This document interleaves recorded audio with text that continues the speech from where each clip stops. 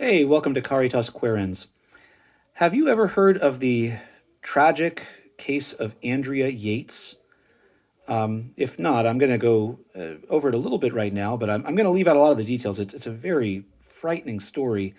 Andrea Yates was a woman who, on June 20th of 2001, murdered her five young children by drowning them. And I won't get into all the gory details of it.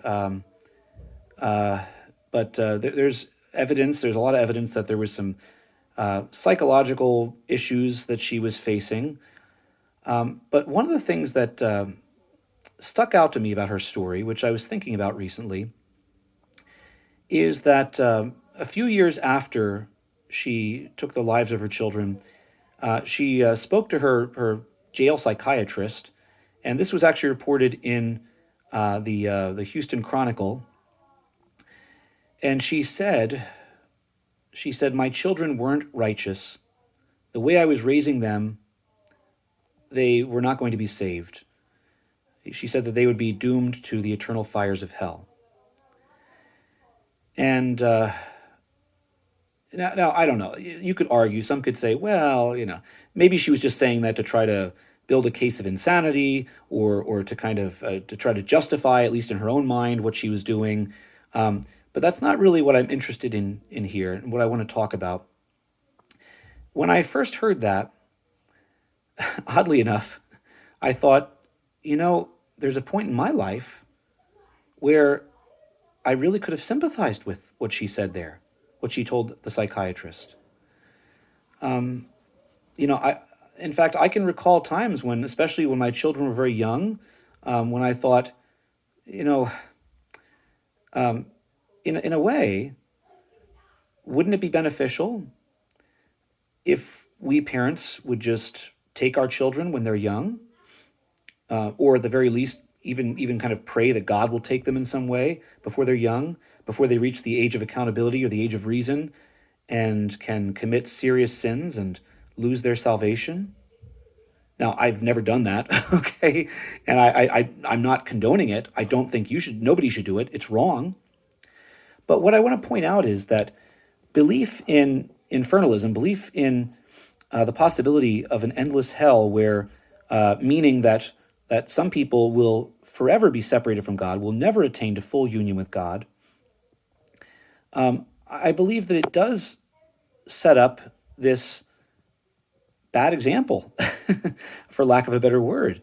A person could entertain this mental conundrum and ask themselves, what should I do in a situation like this? If given the opportunity to take the life of my child when they're still innocent, is it right or wrong to do that? Now think about this for a minute. Think about it morally, and look at sort of the pros and cons. On the one hand, taking the life of an innocent person is murder, is a serious sin. I believe that.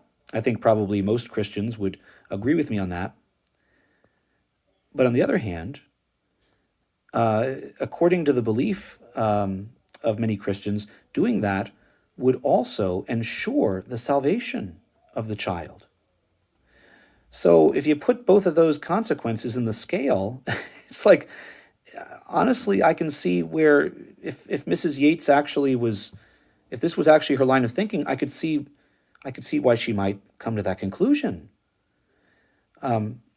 Is it worth risking the chance that a child might suffer endless torment?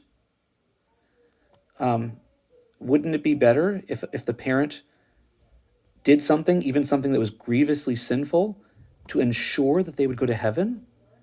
In fact, I think you could say that, in a sense, when you look at it from that perspective, there's almost a kind of heroism about it.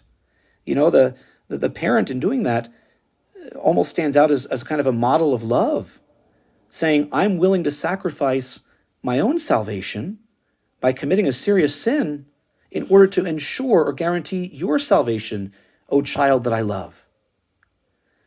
Now, again, all of this kind of reminds me of some of those goofy questions people ask sometimes, like, could God create a triangle with four sides, or could God create a chili pepper so spicy that even he couldn't stand it, or something. Okay, it's a goofy conundrum. It's basically a logical problem that is sort of self-contradictory. Okay, and in fact, I think that's something that's important to notice here. Okay, the reality is that infernalism makes this conundrum logically possible. A person who believes in a hell in which people never enjoy full union with God and are endlessly tormented, a person who believes that could actually entertain the possibility that it might be a good thing to murder their own children to guarantee their salvation. And moreover, as I say, I can see some logic in that. I think it's wrong. I'm not doing it. I'm not condoning it. But I see some logic in their argument and in their reasoning there. And, I mean, I was thinking about this the other day and thinking, if I believed that, what if God appeared to me and said, okay, listen, I'm going to give you a choice. You can either go to hell yourself, choose to go to hell and suffer endlessly, suffer eternal torment, and guarantee the salvation of all your children, or you can just kind of let things go as they are and run the risk that one or more of your children might go to hell. What would I choose? I don't know. That's a really hard choice to make, isn't it? Because on the one hand, if I choose to let things go as they are, all of my children might get to heaven, right? And I could say, well, I'll just do my best to, train them right and make sure and pray for them and make sure that they get to heaven. But something might happen that is out of my control, right? So I would be awfully tempted to say, okay, God, send me to hell, save them, and take me instead. And isn't there something kind of beautiful about that choice, actually? But praised be God that if we accept universalism, then that whole conundrum, that whole problem, that whole mental issue, it comes to naught. I mean, if we believe that in the end, God will find a way to bring everyone to full union with him, then we don't have to worry about the salvation of our children or our loved ones. I'm not saying that we can just be indifferent about it and we can just ignore it and say, oh, who cares? My kids get to heaven, they get to heaven, whatever, I don't care. No, certainly it should be a priority in our lives. It should be something important to us, okay? But we don't have to worry about it. We don't have to even think about making those kind of weird, grave choices like Andrea Yates, at least ostensibly, portrayed in her own reasoning. That whole issue becomes a moot point, right? If we believe that God will find a way to save everyone, then there's no point in taking our children's lives when they're innocent, because even if they fall away, even if they become terrible sinners, we can say, well, I'll do the best I can, but ultimately, even if I fail, even if everybody else fails them, God will not fail them. And in the end of the day, I think that really shows a strong point about universalism. You see, I would argue that a system, or I should say the consistency, the healthiness, the sanity of a system of belief is reflected in part in the consequences, in the logical consequences of its principles. So if the principles of infernalism lead to weird logical fallacies like this, that a person could be justified maybe in taking the life of their children in order to ensure their salvation. I mean, if that's a natural logical consequence of the principles of infernalism, then in my mind, that shows that there is a serious weakness in that system. That in some ways, the system itself is insane.